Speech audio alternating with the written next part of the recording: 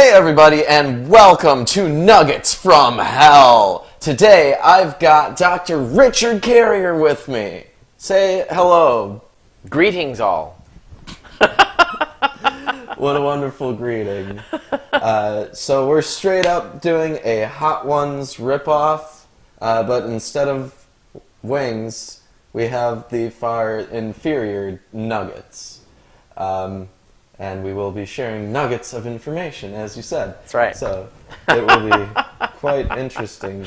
So before I ask any questions here, let me introduce the first sauce we're working with. All these have been tossed in sauces. I've got Sendik's Peach Vidalia Onion Hot Sauce, which has scored 1 out of 5 on their hot meter. So I know you're not too good with spicy foods. Yeah, so middling. So we'll see how we go. Hopefully this one isn't too much It for progresses. But yeah. All right, so without further ado... Oh, we eat before we answer. Yes. All right. It's not very spicy. No, it really isn't. Yeah. I can feel how they were trying for it, but that's the intent. Mm-hmm. Yeah, I wouldn't really call it a hot sauce. Mm-hmm. More of just an onion sauce. Though it does kind of have that after spice tang. Just a little bit. Yeah. Yeah.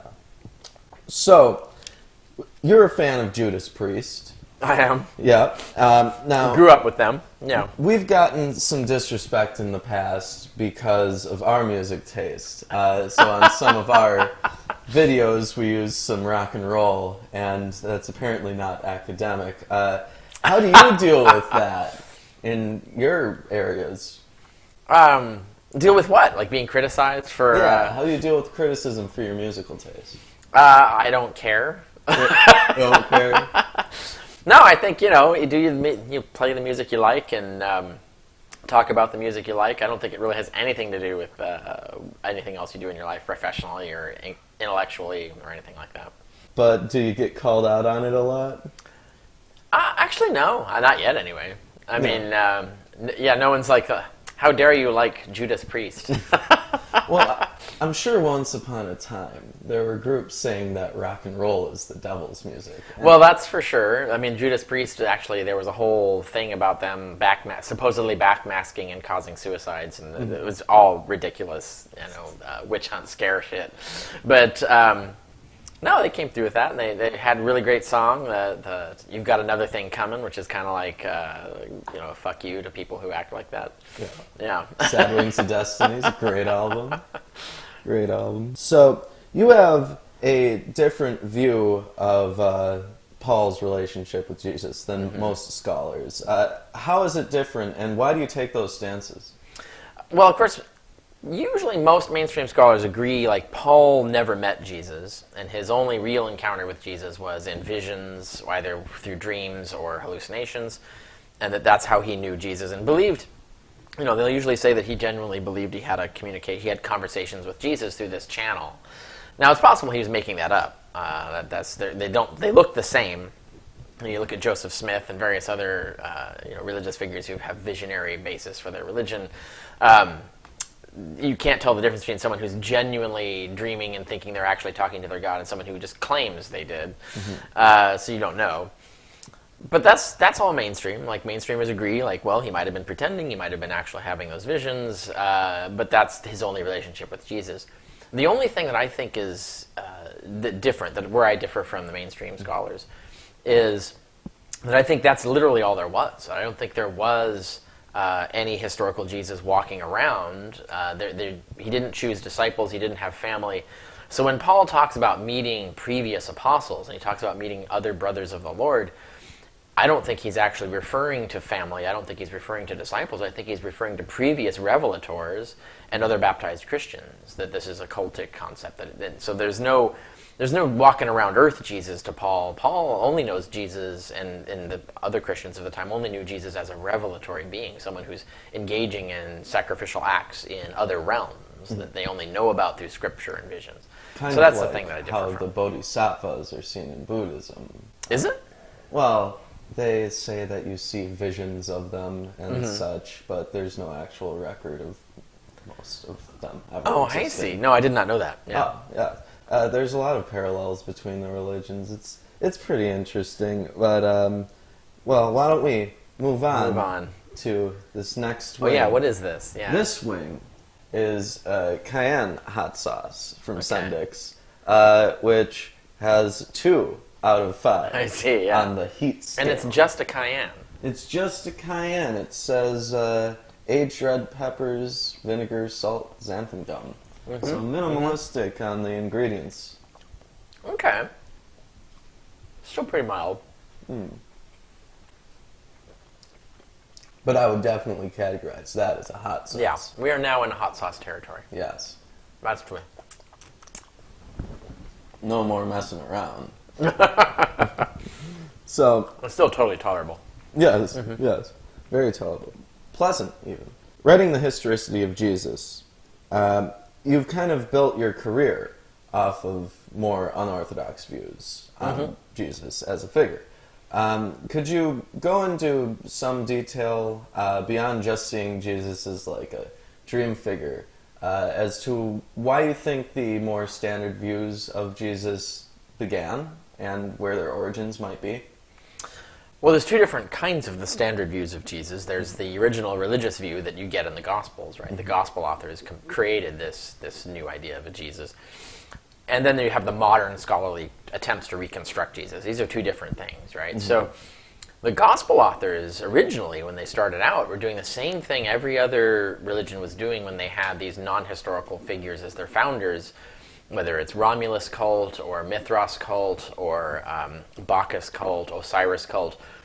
These gods were not actually historical people, but they wrote biographies about them, placing them in Earth history, trying to tie them to events that were regarded as historical events and interacting with historical characters and things like that.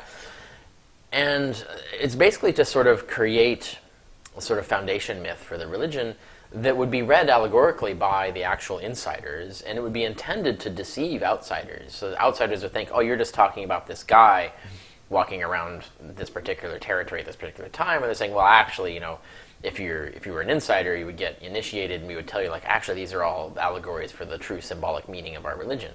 And Plutarch says this outright for Osiris cult. He says the myths that place Osiris in history as a historical person were written for outsiders, for the rubes, basically, to sort of keep them from understanding the real truth. And when you became initiated in the religion at a higher enough rank, they would say, well, actually, none of that really happened. It's really this cosmic stuff that's going on, and this is just an allegory for that. And that we have in Mark 4, Jesus kind of says this. Like the author of Mark is having Jesus say, to outsiders, I'm going to tell these parables that they're going to take them literally and stuff, and they're not going to understand. I'm doing that on purpose, but I'm going to take you guys aside and secretly tell you it's not the literal meaning of the story that's the matter at hand. It's the meaning of it, the sort of underlying allegorical meaning of the story. And so he explains the meaning of the parables, but only to insiders and only in secret. And so the Gospel of Mark seems to have been written in that exact same mode, that Mark 4 is really sort of an explanation, a key of explaining how you're supposed to understand the whole Gospel. And I think that's how the Gospels originally were done. And why do you think so many of these religions tend towards that more secret inner circle kind of mentality? I don't know. I've not really figured out exactly what the reason is. I have a lot of suspicions and hypotheses, but I don't know how to test them, right? One of them is, of course, that this creates a stronger faith bond, right? As you have the insiders who have the secret insider knowledge, and it makes them feel more superior to outsiders, and they feel more bonded to each other. It's the same thing you see like Scientology is the same way, right? You have the outside view, the things that Dianetics that you hand to someone on the street. But the insiders are told all this weird, esoteric, mystical sci-fi shit. Yeah. And that makes them feel like, oh, I know the real truth, and those people are just rubes. They don't know the real truth. And so it actually makes you more faithful and more committed to the religion. And that psychology may be at work. Now, I don't know how to test that, is whether that's really what's going on. But that's an example of a hypothesis one could offer for it. Tell me about Bayes' theorem. What is it? How does it help? Why do you use it? Or do you use it? Yeah, I actually, I used to be very much against it. I thought it was ridiculous and unusable and inapplicable. And I was arguing with a Bayesian, this is many, many years ago. And I realized in the process of trying to argue against them that I was wrong. And I was really it occurred to me, like, I had this epiphany moment. I was like, oh shit, you're right. This is genius. And then I realized you can interpret everything through the lens of Bayes' theorem, because Bayes' theorem is really just a mathematical model. It's a simple equation that's a mathematical model of all correct empirical reasoning. And you can explain why empirical reasoning goes wrong with a Bayesian model, and you can explain why it is valid with a Bayesian model.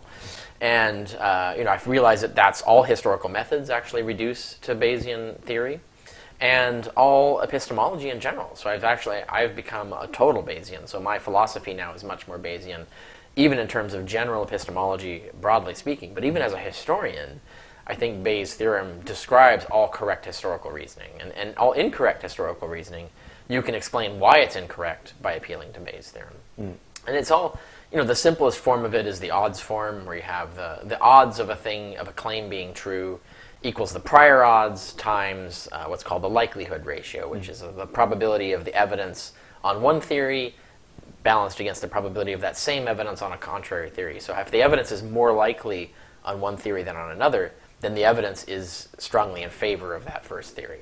And you can actually quantify that. You can actually measure it logically and mathematically. And then you have the factor of prior odds. This is based on what has usually been the case before. And when you bring all of these things in, you can realize that every argument you've ever had in your life about whether something is true or false, you can actually analyze it and break it down. It's really, you're arguing over three numbers, three probabilities. That's everything. You can explain every argument you've ever had in your life that way. And once you understand that, you can actually start to realize where you might go wrong, where other people are going wrong, and how you might be able to explain things better. So instead of going with a more syllogistic Aristotelian logic, you think that a kind of probability spectrum is... Correct, yeah, absolutely. And in fact, the Aristotelian syllogism, which is so popular, especially in atheism and theology and stuff, actually is logically invalid when you start putting probabilities into the premises. The conclusion actually doesn't follow probability logic. And so you get invalid conclusions. So if you're going to put probability in there, now everybody admits the premises are all questions of probability. They're never known to certainty. They're always it's more likely or less likely or very unlikely. It's always a statement of probability. If you want to revalidate that, create a syllogism that puts premises in that are known only to a probability and gets a logically valid conclusion, if you sit down and work it out, what you end up with is Bayes' theorem. And that's, I think that's kind of the key revelation. It's like, oh, we should be doing this all the time, not even dealing with the syllogisms. The syllogisms are a useful heuristic or a rule of thumb kind of thing, but you're always operating on the assumption that the statements are absolutely true, right? The premises have to be 100% true. And that's kind of an artificial stand-in for high probability. Because we're never going to get an absolute. Right, yeah. But in terms of logic, you really start to realize Bayes' theorem is more important to understand than syllogistic logic. Oh, that's very interesting, looking at the whole field of logic in a different way. Yeah. Very neat. Well, let's move on to this third wing. Okay, what do we got here? Here we have Sendik's Chipotle hot sauce, which is 3 out of 5. Let's see how it stands up. All right, we're getting there. All right. It's kind of more of a dry heat. So I'm going to throw some either-ors at you. Okay. All right, drinks. Rum or Jaeger? Say again? Drinks? Yeah. All right. Okay. Rum or Jaeger? Oh, fuck, rum. Jesus. Absolutely. Yeah. All right. Gin or whiskey? Let's say bourbon whiskey. Wait, those are very different questions. All right. Bourbon is significantly different. All right, let's say gin or bourbon. Gin or bourbon? Ooh, I would say bourbon unless it's a martini, obviously. Irish whiskey or Scotch? Scotch. I am an Irish whiskey fan, however, so I'm drinking Jameson now, to give an example. Right. But if they offer, granted, if it's a good Scotch, it wins. Yeah. Red or white wine? Oh, red, very much for me. Yeah, I'm not a big fan of white wine. We could throw rosés in there, too.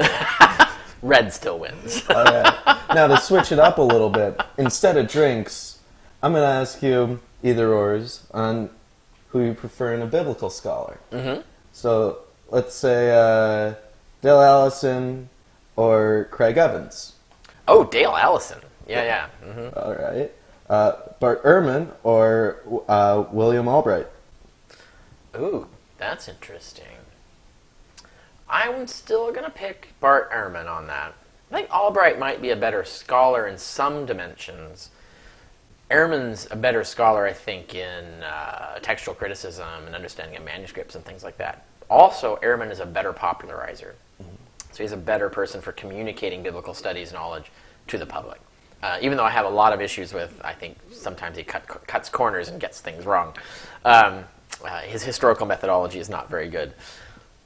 But I think overall, on balance, I would choose him over Albright. Walter Bauer or Martin Noth?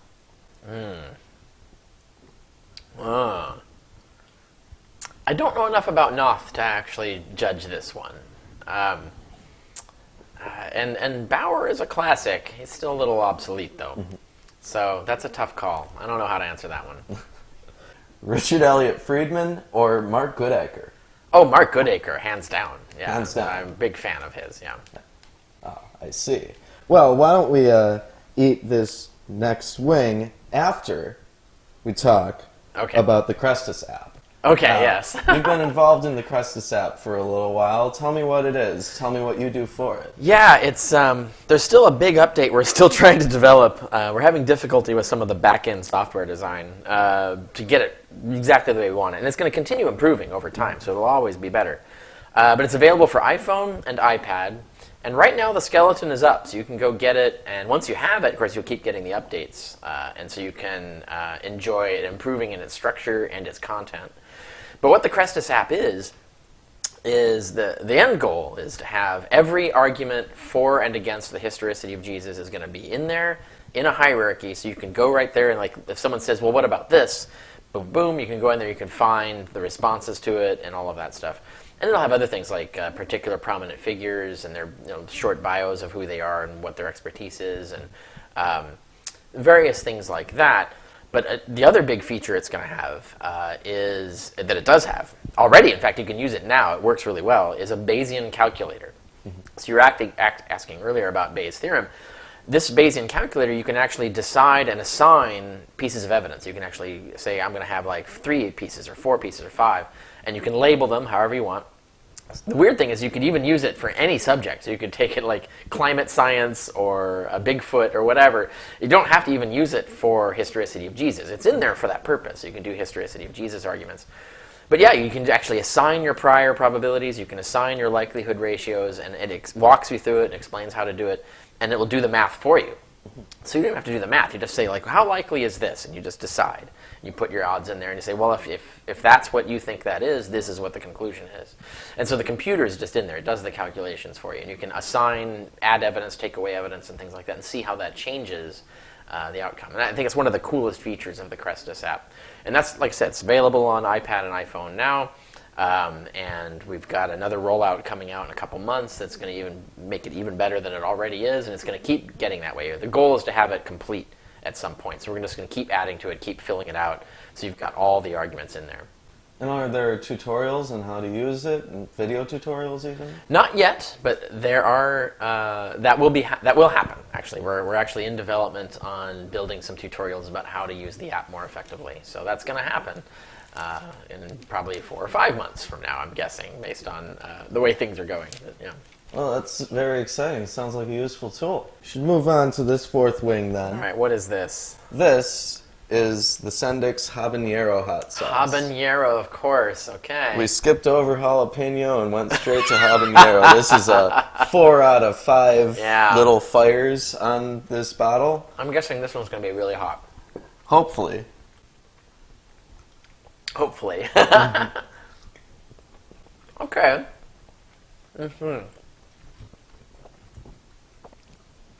It's legit. Yeah, it's starting to get spicy. Kind of feel that in the back of the throat. Wow, yeah. And the tip of the tongue. So, you wrote a book called Sense and Goodness Without God. And I was wondering what you might say about secular morality in general. There have been some people, even philosophers, who have claimed that without the presence of a transcendent being of some sort, that there is no basis for an objective kind of morality for us to follow at all. Right. So what are your views on a rational, skeptical morality? Yeah, I've written a lot on this, even under peer review. And it's, of course, sense of goodness without God gives the sort of colloquial full extension of that. That wing is starting to hit me, too. Yeah, nice. Okay. Yeah. But the formal argument that I presented on this is in The End of Christianity, edited by John Loftus. There's a chapter in there that I had peer-reviewed by multiple professors of philosophy. But I've also blogged about it, and I blogged about the whole you must have a transcendent thing. I have an article on my blog. You can go to richardcarrier.info and look up Flanagan, and you'll see my discussion of divine command theory with Flanagan, where it doesn't even make any logical sense, divine command theory. And then I've also had a debate with Ray Comfort, the Banana Man of fame. It was a really nice little debate that the whole transcript is available on my site. You can go Ray Comfort, search it on my blog, and see the structure. That's the best example of getting a simple introduction to what my view is on this. And the ultimate point, though, is that you can't really actually have an objective moral system based on a transcendent source.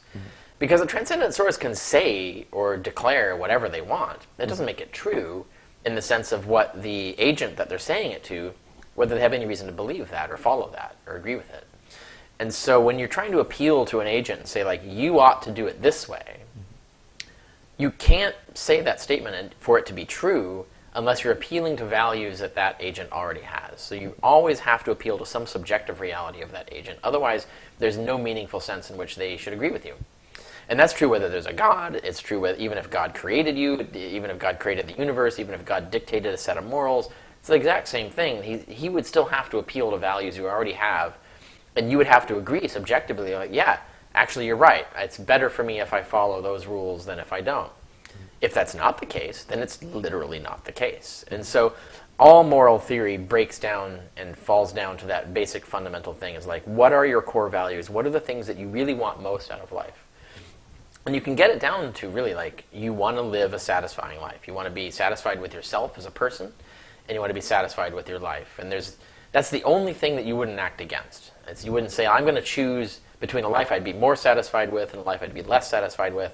You're not going to ever choose the less satisfying life. You're always going to want to choose the more satisfying life.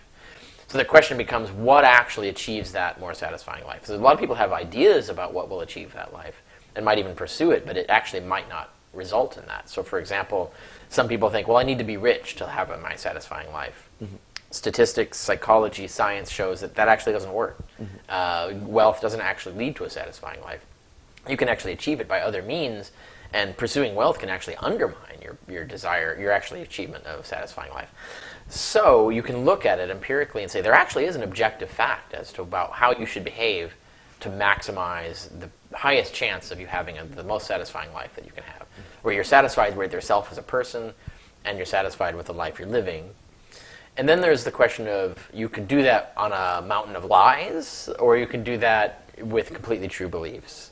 And when you compare those two, obviously, you can only live on the mountain of lies if you can convince yourself that those lies are true. And that's kind of a losing proposition ultimately. But you can't say that you're living a true, honest life if you're actually building it on false beliefs. So you want the true reason of like, what would lead to your most satisfying life without relying on any false beliefs. Well, then there is actually something that comes out of there empirically, scientifically, that you can actually come out with. And so and that comes to the case regardless of whether there is a God, regardless of whether there's any transcendent source. So it always comes out from what is it that will give you the most satisfying life. And there is an objective fact of that. It's just a question of how do you find it. Like Joseph Campbell said, to follow your bliss. That's a bit too reductive. I give it, or no, not reductive enough, I would say. Well, religions typically have in their core messages benevolence and compassion and loving kindness. Yeah. What reason might someone have to prioritize those values in a skeptical system, given that they take up resources and don't necessarily pay out much? Right. Well, there's two reasons, and it is, of course, a risk basis, right? It's not a question of whether it's guaranteed to pay out. It's a question of what gives you the better odds of a payout, right? So it's like if you're going to go play slot machines, you're going to play the slot machine that has the best return, right? It doesn't make any sense to go pick the slot machine that has a worse return. But that still doesn't guarantee you're going to get what you want. But if you have to choose between options, you're going to choose the one that has the highest odds of a good return. And when you're talking about that in terms of compassion and living that kind of life, there's two respects. One is the basic social system theory, social contract theory, game theory, reciprocity. If you act in a way, if you cultivate in yourself lack of compassion and you act on that, the way people are going to treat you and react to you is going to actually undermine your own self-interests. So that's actually probably not the best path to go along. And certainly in terms of statistics. Like you say, well, I want to be Saddam Hussein. It's like, well, odds are you're not going to succeed at that. You're actually going to end up in a shitty life. The other side, though, is that compassion actually adds a dimension to your life, personally, your own introspective life of how you feel about yourself and what kind of experiences you have in terms of whether your life is satisfying to you. And if you take compassion away, you're taking an entire dimension of reality in terms of your ability to enjoy other people's joy, your ability to experience the world through that lens. You take that away, you're actually diminishing your access to a satisfying life. So it's through compassion and the way that it causes you to interact with other people and feel about yourself and the experiences you're able to access through it, is directly in your own internal life is actually a better path in terms of achieving higher satisfaction. What is your stance on presuppositionalists? How can we deal with them? What do we say? Well, of course, it's always circular argument, right? This is a good example of where it's mostly just lies and bullshit, but there is a kernel of something that's actually an interesting philosophical question in there. Right. So there are actually a few, but one is like, why is logic true? Why do we take that as a reliable path? And how do we decide what is a reliable method and what is not, and how do we have a reliable method of deciding what is reliable or not when you're facing the sort of circular argument is like, how do you know it's reliable? If you need a reliable source, first of all, it's chicken and egg problem, right?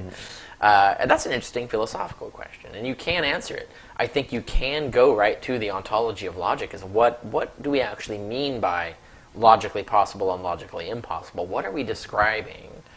And why is it that something that's logically impossible is actually impossible? And you can explore this, and I've written on this a lot. So you can see the stuff I've written on Victor Reppert. Victor Reppert does the argument from reason, which is an empirical version of presuppositionalism. He doesn't presuppose anything. He tries to argue from evidence to the same conclusion. Presuppositionalists start with a presupposition and say, well, you just have to presuppose logic is true, and the only way to do that is to presuppose God exists and organize the universe and so on. That's the presuppositionalist position. But you don't have to do that. You can actually not presuppose anything and say, like, well, okay, this is what I'm confronted with, this world. I can work out from where I'm standing as to what is the best way to figure out what's true or false, simply by experimenting with what works and what doesn't in terms of the reaction and the effects, right? Yeah. Which is the reality of how we decided this, right? The logic was only invented by humans thousands and thousands of years after we'd already founded civilizations and tribes and stuff like that. It took us a long time to realize, like, oh, like our natural innate cognitive abilities are pretty shitty. They're pretty badly designed. They lead to error a lot. How do we fix them? And so that's why they came up with formal logic. It's like, if you follow this, it's a much better system for correcting the mistakes of your brain. And they found that out by testing it. Like, it works out in theory. Like, it actually is more reliable. So I think the way to respond to presuppositionalism is to say, like, we don't need to presuppose anything. We can actually explain why things are the way they are with a better hypothesis than the one that you're proposing. It's always comparing hypotheses. It's like the presuppositionalist hypothesizes that logic is true because of God. But you can actually say logic is true because of the absence of God, because of the structure of the universe and the way things work. So the question is, both hypotheses work, and so the question is, which one is more likely than the other? So then now we're in a debate about facts and evidence, and it's no longer presupposition.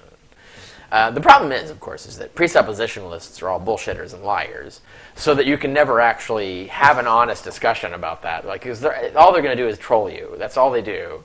They're not actually interested in figuring out what is the more correct hypothesis for why logic works.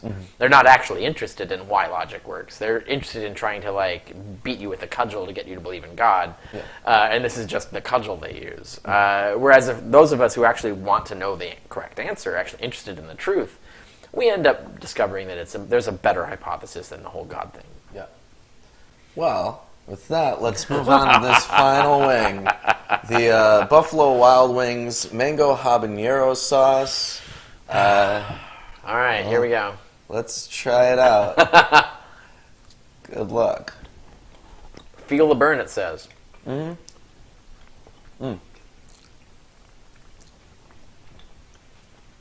a fan of the flavor of it. I can see it coming, though. The burn's coming. It's got that sense. I don't think it tastes as good as not. The other habanero. That's right. It does. Oh, it's just getting hot now. The mango is... I'm not a fan of it. No. It's not great, but it is hot. I want to know what the Sendix... Oh. Oh. It's getting there. Well, wow. That's fresh on your brain. Woo! Let me talk to you about MythCon. Yeah. You're going to be talking to Sargon of Akkad. Last time Sargon was at MythCon, he spoke with Thomas Smith. Why do you think you are a better candidate for this position, I guess? Ooh, that is hot. Holy crap. It is hot. Oh my god. There's a huge difference between those two. Not even comparable. No. That's amazing. Yeah. All right. This is like 6 drops out of the 5 that they have. So, right. Do you think he'll perform better than Thomas Smith did? It always depends on what your outcome measures are. The principal problem of what happened last time was that Thomas Smith came in very emotional. And that's one thing that Sargon is good at, is manipulating emotion. So he basically played him like a puppet, right? He was actually just hitting all his buttons, and Smith didn't like realize that that's what was happening. And so Sargon kind of controlled the conversation. And Smith didn't get anywhere, basically. Whereas what I think should have been done is, first of all, he should have done his research and should have come in much more calm and said, look, I want to have like a reasonable conversation about this. And that leads to 2 things. Like, one is if Sargon was getting out of hand, appealing to the audience, getting the audience riled up or something, and saying, hey, look, that's inappropriate. Like, that's not what we're here to talk about. We're not here to make this emotional or a shouting match or whatever. We want to talk about the facts and our disagreement on values, and like actually sort of normalize the discussion that way and get back to that and actually make progress in terms of understanding why does Sargon of Akkad come to the conclusions he does, and why do we disagree with him, and try to explore that as to why can't we come to common position on that. And actually, that's what I think the kind of conversation that needs to happen.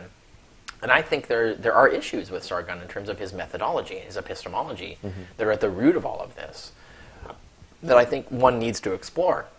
But you have to know going in the weird rhetoric that he's going to throw at you, like how, the basic concept of social justice and feminism is crypto-Marxism, which is like really weird. And so you have to, Smith was completely taken by surprise by that. He didn't know what to do with it, didn't know how to respond to it. You got to know that going in, that understand the sort of the internal logic of that. It doesn't make any sense, but you have to understand it. It's just like dealing with Christian apologists. It's exactly the same thing. It's like they can push all your buttons and use all the stupid rhetoric and try to like use ad hominem arguments or well poisoning fallacies, and the whole thing is the exact same thing to deal with. You got to come at it like, all right, I see what you're doing. I'm going to call it out, right? I'm going to say, this is what you did just now. This is what you did just now. The same way we deal with Christian apologists is the same way we need to deal with anyone who has an ideology that we think is fallacious or false. And I think that's how Smith should have dealt with Sargon. And it's what I'm going to try to do when I get there. And I have a runny nose because this shit is hot. Do you think you've got him figured out? Not entirely. I don't think anyone ever will. No. But I understand him better than Smith clearly did. I know where he's coming from and how he gets where he's getting. And I still have some questions, actually. And that's what I hope to explore, is to actually say, like, certain things I don't understand about how you operate. And how you get to the values you get to, and how you get to the conclusions you get to. That's what I want to actually get at. I want to probe into that. And that's what I intend to do.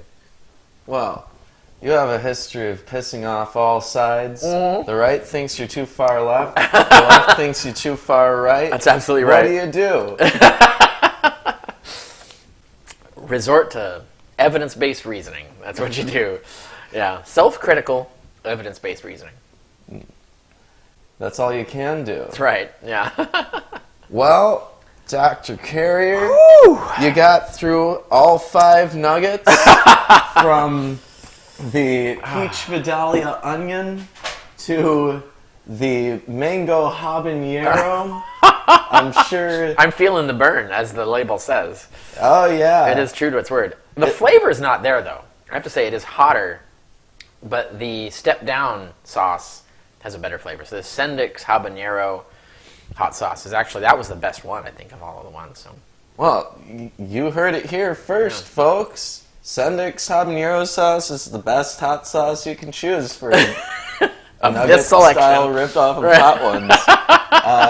So, given that you've gotten through all the nuggets, tell the people, is there anything that you want to shill? Is there anything you want to promote? Yeah, no, of course. I mean, everything. You can find everything about me on my website, richardcarrier.info. From there, you can find my Facebook page. You could follow that. You can follow me on Twitter from there. Become a Patreon patron. Support my blogging on both philosophy and ancient history. But also, I teach courses every month, online course every month on... This month I'm doing historical methods. In June I'm doing the historicity of Jesus, where we look at the strongest and weakest arguments for the historicity of Jesus and against the historicity of Jesus. And I do a variety of others. I do, science and philosophy of free will and all kinds of stuff. So I have about 8 or 9 courses I rotate throughout the year. Check those out. Like, it's a great way to bounce ideas off of me, or ask all kinds of detailed questions. Because if you're a paying student in there, I'm going to devote some time to you and actually engage with you and deal with that. And then you get to watch other people engage with me and read, basically set a fly on the wall kind of thing and see how that goes, and learn stuff. Become a better critical thinker, become more informed about history, about philosophy, and become a better philosopher. I think we all need to be better philosophers, because philosophy is really key to how we build our worldview and how we decide what our beliefs are and what our values are. It's really important. So so check that out. Go to my website. You can look under the categories on the website page for classes, for my writings, for my books, anything. Just explore. Check it out and follow my feeds. All right. And we are Milwaukee Atheists. If you enjoy this type of content, or any of the type of content that we offer, subscribe to us, and you might consider becoming a patron, or buying our t-shirts on Teespring. They're wacky and fun. So that's all for this time. It's been great to have you on, Dr. Richard Carrier, Thanks. and we're out.